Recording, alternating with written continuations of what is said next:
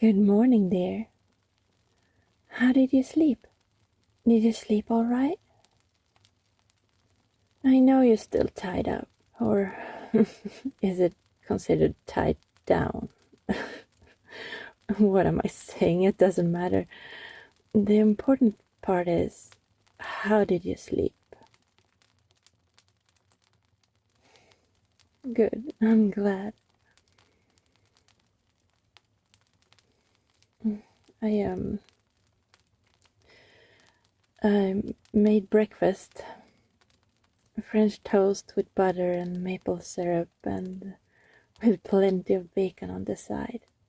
I I was going to make some eggs over easy too, but I didn't know when you would wake up and they don't taste as good cold. I can make some now if you want.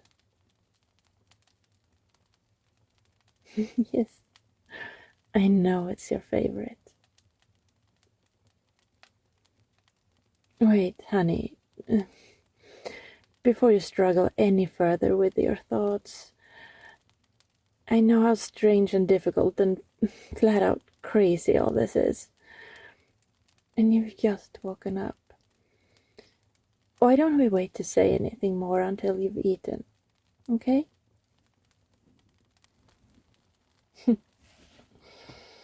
Yes, I'm not naked anymore. I put on a shirt because I was a little chilly. Sorry. Would it make you feel more comfortable if I took it off again? I want to make sure you know I'm still not pranking you. I'm sorry? How would my being naked keep you from using the bathroom? Oh. Oh. No, I get it. Yes, well, we can't have that now, can we? Okay, then I shall remain clothed. At least until you had the chance to, well, you know. Yes, you can't do that all tied up. I'd have thought about that. Or rather, I prepared for that. Here. I've attached this chain to your leg. And the chain is attached to that steel beam over there. And it's long enough that you can pretty much go anywhere inside the cabin.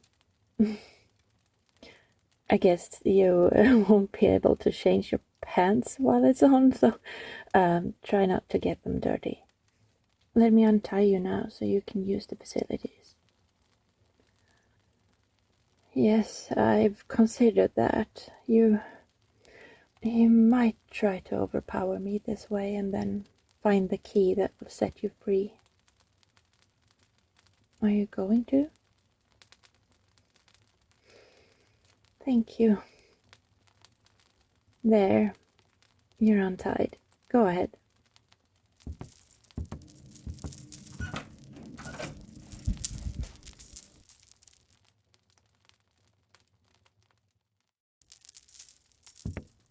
I'm here at the kitchen table. Please, have a seat.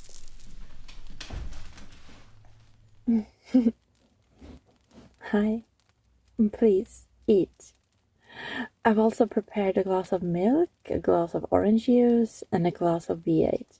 I wasn't sure which one you'd prefer today. You tend to rotate between those three. Sometimes you'll throw in grape juice or apple juice for a change of pace. Nope, no coffee. You hate it. It's too bitter. You tried. Or rather, you do try in college to learn to like coffee. Since you're going to spend a lot of time staying up and studying. A lot of late nights. And black coffee is fairly cheap, but after a week of suffering through it, you decide that it's not worth trying to make yourself like something you detest so much. No, you don't find tea disgusting. You just find it bland. any hot tea taste like warm water to you? You used to smile at me and tell me I was the only hottie you enjoyed.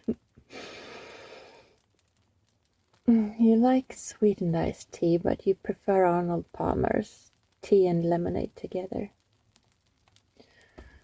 You used to guzzle colas of all types, but you discovered.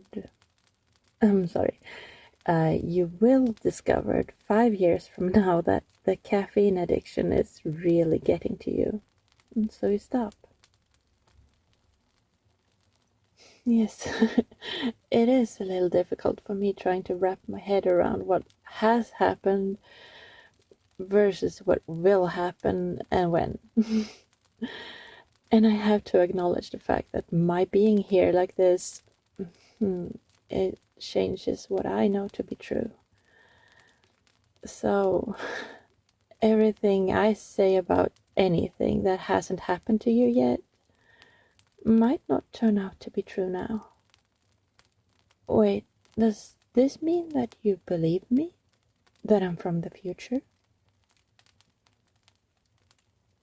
No, no, that's fair. Believing that I believe it isn't the same as believing it's real. I could really be crazy. And to be even more fair, the technology that brought me here was experimental when I used it 30 years from now. When I used it 30 years from now. It does sound completely insane, doesn't it? I never thought I'd be mixing past tense with future tense like that and believing that it made sense. Yeah, you're right. It's right out of a science fiction novel. But if you think this is difficult to believe, consider it from my point of view. It's possible that it didn't work and my brain was fried in the attempt. In reality, it could be that I'm still lying in bed somewhere. Maybe I'm a vegetable that is just locked away in a coma, dreaming about all this. But here's the thing. If that's the case, I don't want to wake up. I love you. I love you and I've missed you so much.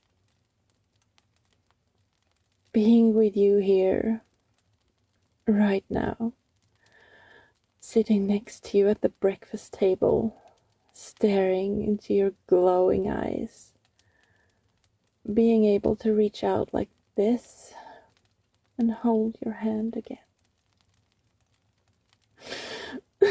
It's exactly where I want to be.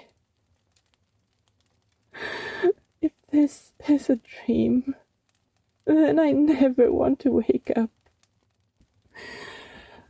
I can't be without you again. I can't.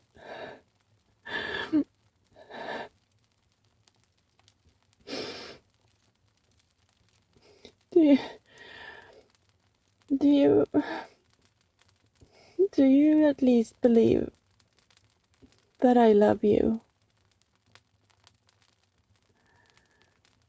No, don't apologize, I understand. As sincere as I sound, my story is still a little hard to accept. No, I can't take off the chain. If you left,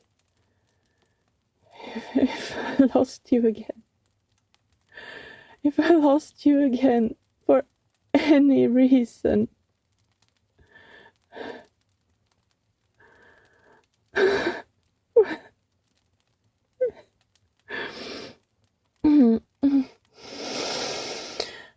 well, let's not go there right now, okay?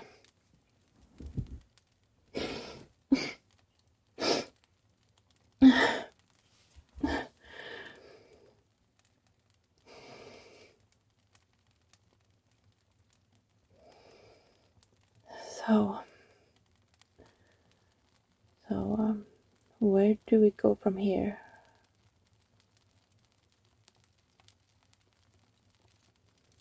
Well, okay, yeah, that's a good idea. I'll start from the beginning. Well, you already know what happened so far. You and I at each other's throats, back and forth. You and I continue fighting and bullying one another for the rest of senior year. And then, even on for a couple of years after that. We then go our separate ways, and long story short, we meet up again 10 years later and reconcile.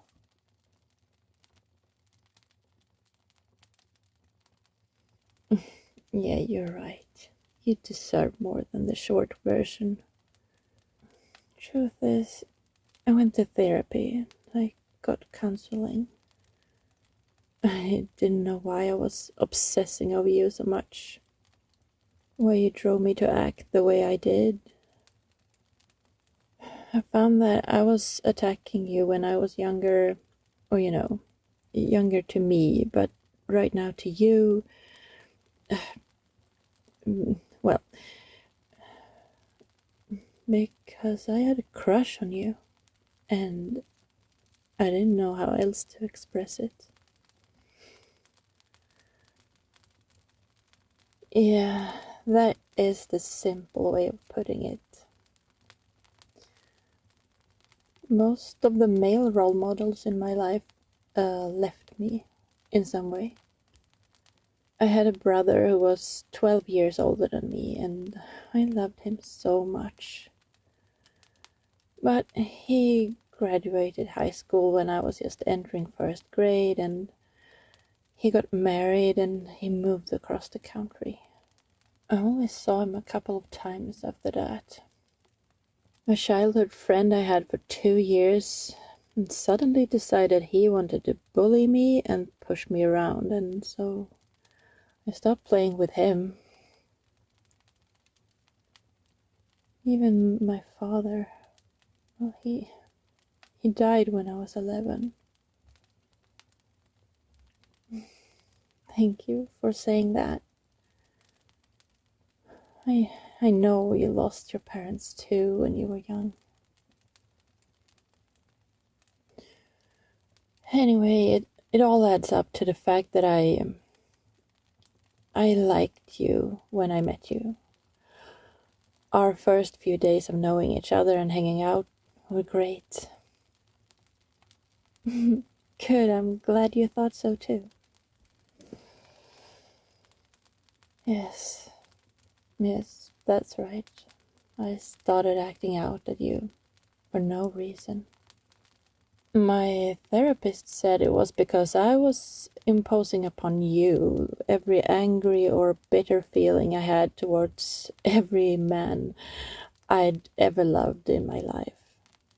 Something within me it snapped. Every man I've ever loved left me in some way. Whether they changed, met someone, or even died. I started lashing out at you because you were kind and sweet and nice, and because I liked you. Apparently it was because you were so wonderful that I started hating you. Something within me, it just, I jumped ahead to the inevitable point where you'd betray me or hurt me in some way by leaving me. And I started to treat you like you'd already left me. And I'm sorry for that.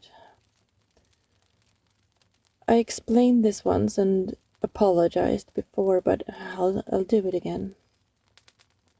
And I know I haven't explained to you.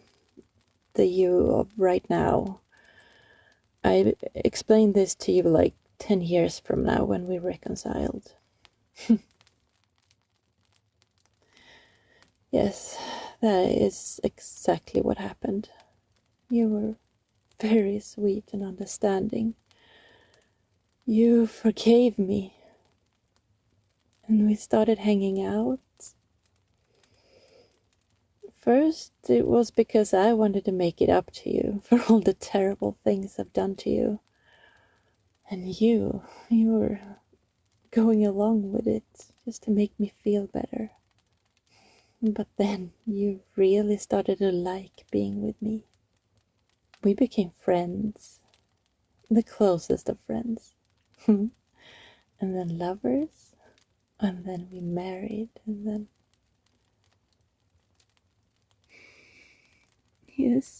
Yes, you did leave me. No, it was just one of those things. It wasn't some exotic disease or cancer or anything like that. We just thought you had a cold. But then you ended up with double pneumonia. You were in intensive care for a few days, and then you were just gone.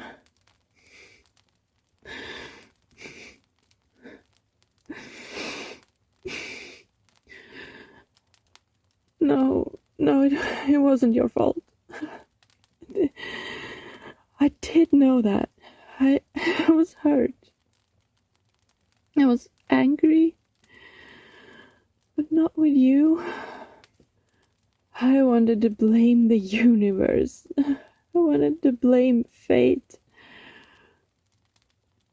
But in the end, I realized that the person who deserved all the blame was me. I was so sure that I was going to be hurt, that I kept myself from the greatest love I have ever known. And I did it for years. We could have been together all this time. I could have loved you right now instead of blaming you for something that hadn't happened yet. And then it wasn't your fault when it did happen. So, when the technology was invented, I volunteered to be a test subject because I so desperately wanted to correct the errors I made with you.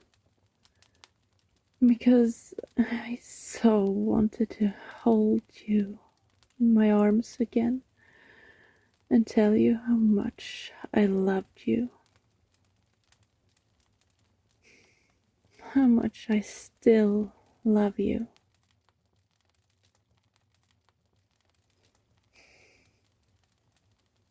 Please, say something. I know it's all so difficult to believe, but it is the absolute truth. I really am back from the future. Your future. I really do love you with all my heart.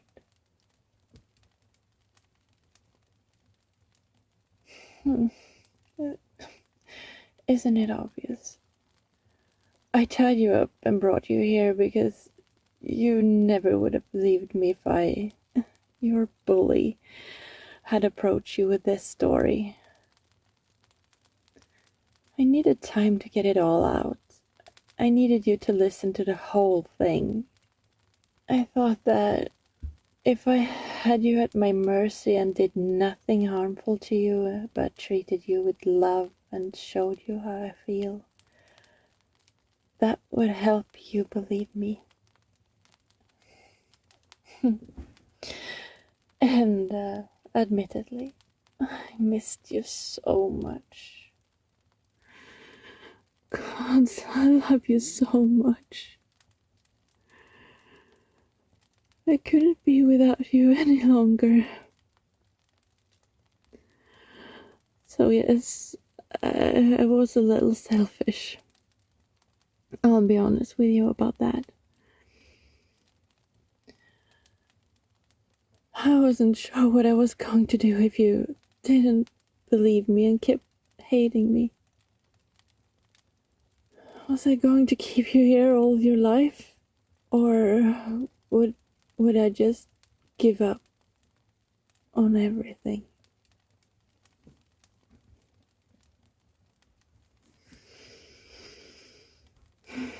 Yes, we were trying to have a child. It hadn't worked in our first 2 months after getting married, but we weren't stressing it. We thought we had plenty of time.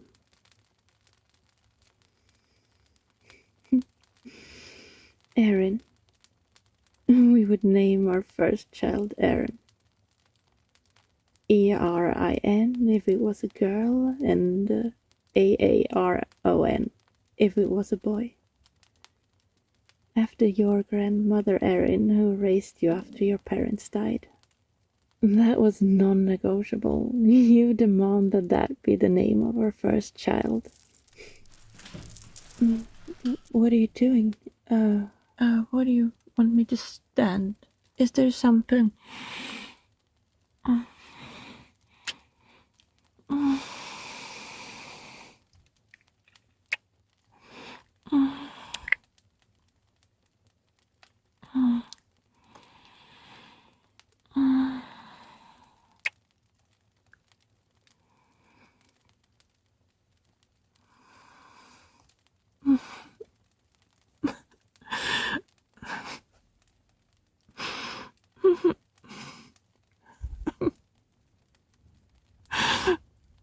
My love.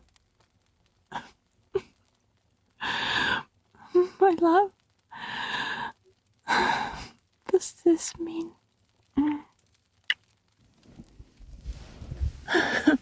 Well, you're picking me up. Where are we going? The bedroom? But you haven't finished eating your... Okay. I'll shut up, my love.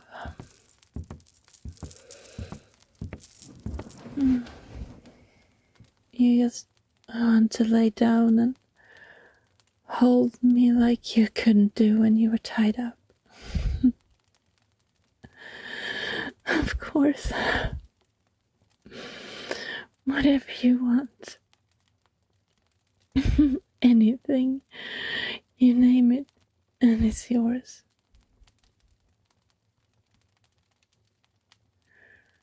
Oh no, I think I'm still gonna tie you up tonight. And for several nights.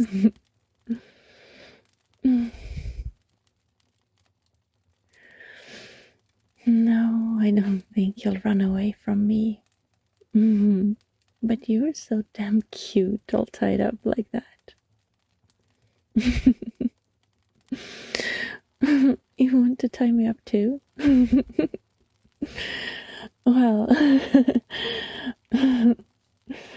well, maybe we'll just have to take turns.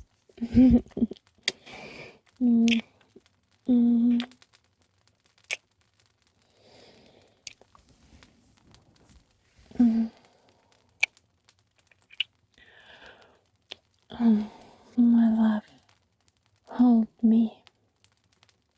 Please just hold me. You're back. You're back. And you're mine again. We have our whole lives to be with each other. And I want to spend it all right here in your arms.